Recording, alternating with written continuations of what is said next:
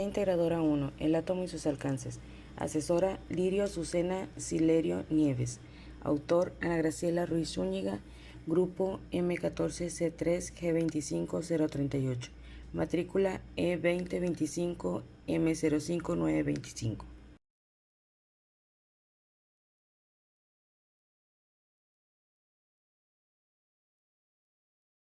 Introducción. Este video fue hecho con el fin de dar a conocer un poco de los diferentes modelos atómicos que existen y quiénes fueron los que lo crearon. Por hoy solo nos concentraremos en 4 modelos atómicos, como son el de Dalton, de Thomson, de Rutherford y el de Bohr. Comencemos.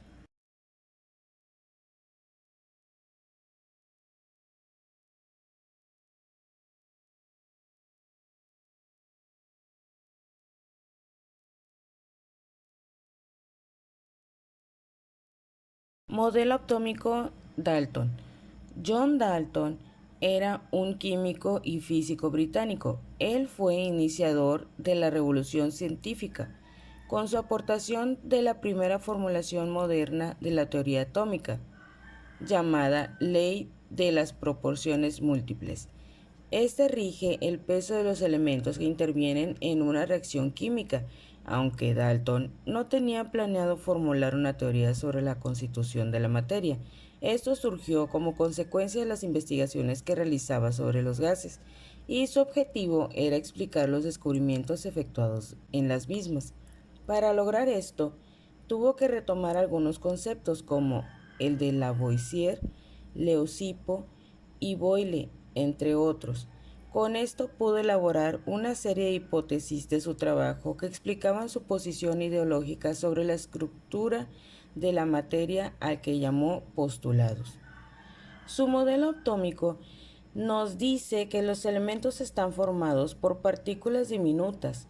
Los átomos de un mismo elemento son idénticos, que los compuestos están formados por átomos de diferentes elementos en proporciones fijas y que una reacción química implica solo a la separación, combinación o reordenamiento de los átomos.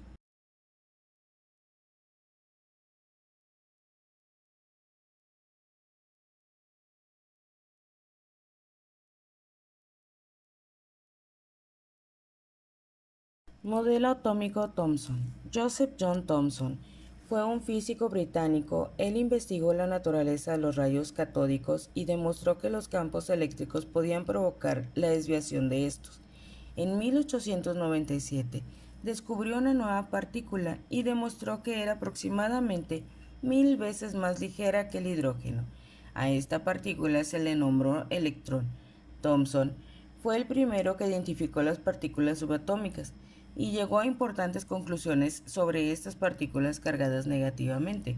Los trabajos de Thomson establecieron un nuevo modelo de la estructura del átomo, pero resultó incorrecto, pues se suponía que las partículas cargadas positivamente estaban mezcladas homogéneamente con las negativas. Aún así, recibió el Premio Nobel de la Física en 1906, esto por sus estudios del paso de la electricidad a través del interior de los gases. Su modelo atómico nos dice que el átomo es una esfera de electricidad positiva, a la que se le encuentran inmersas partículas negativas. A esas partículas eléctricamente negativas las llamó electrones. Él aún reconocía al átomo como una partícula compacta e indivisible.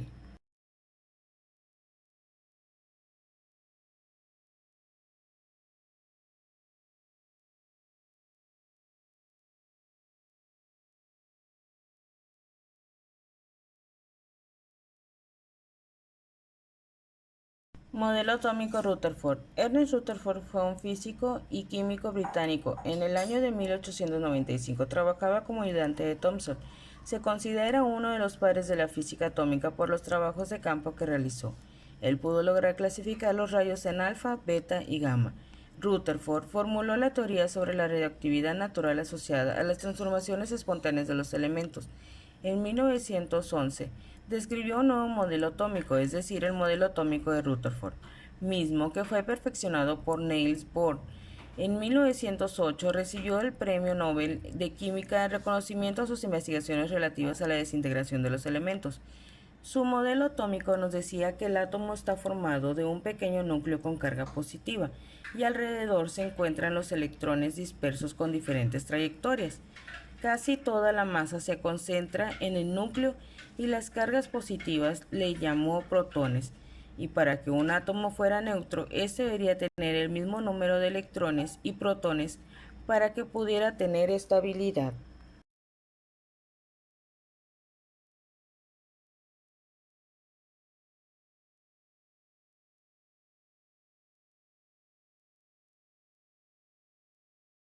Modelo atómico Bohr. Niels Bohr fue un físico danés considerado como una de las figuras más deslumbrantes de la física contemporánea.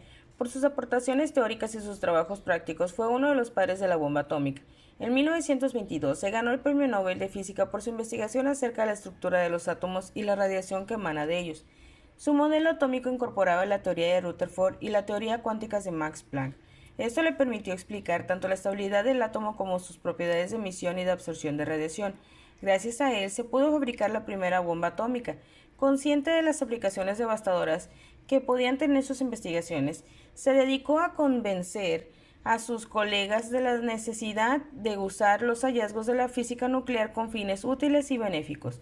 En 1951 publicó y divulgó por todo el mundo un manifiesto donde se afirmaba que los poderes públicos debían garantizar el empleo de la energía atómica para fines pacíficos, mismo que fue firmado por un centenar de científicos. Es por eso que en el año de 1957 recibió el premio Átomos para la Paz y fue convocado por la Fundación de Ford para favorecer las investigaciones científicas encaminadas al progreso de la humanidad. Su modelo atómico nos dice que los electrones giran alrededor del núcleo describiendo órbitas circulares.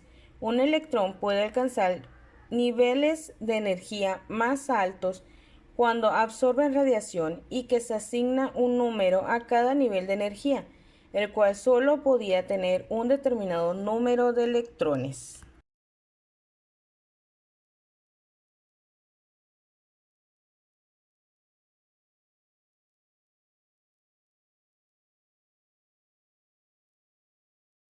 Reacciones y ecuaciones químicas. Una reacción química es un proceso donde se usa una o más sustancias a los que se les llama reactivos para convertirlos en una o más sustancias nuevas a las que se les llama producto. Los tipos de reacciones químicas pueden ser de síntesis, es decir, que una sustancia reacciona con otra para crear una nueva. Análisis. Esta es una reacción donde una sustancia compleja se separa en sustancias más sencillas. Simple. Es cuando se realiza una sustitución de uno de los componentes de una sustancia. Doble sustitución. Es cuando dos sustancias intercambian elementos para formar dos sustancias nuevas. Ecuación química. Se usa para representar simbólicamente las reacciones químicas. Esta se debe balancear las sustancias para cumplir con la ley de la conservación de la materia, es decir, que la cantidad de átomos que entran en un proceso químico tiene que ser la misma cantidad cuando termine. Para poder lograr una ecuación se usan dos métodos. Método de tanteo.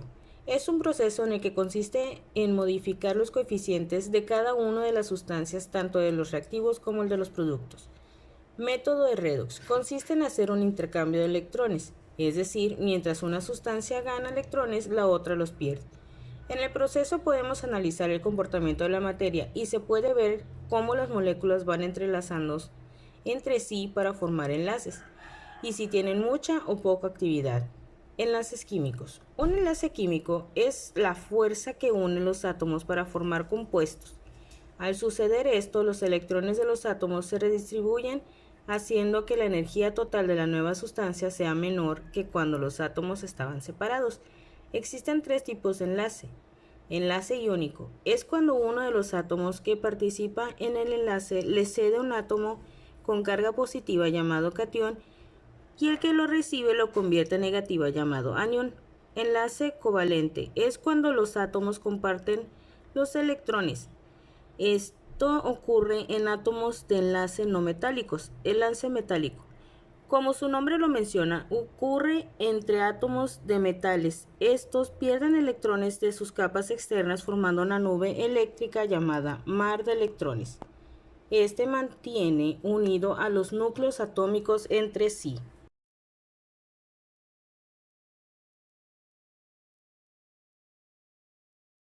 Por lo tanto, cada método atómico tuvo errores, pero hubo alguien que pudo mejorarlo hasta lo que conocemos hoy en día.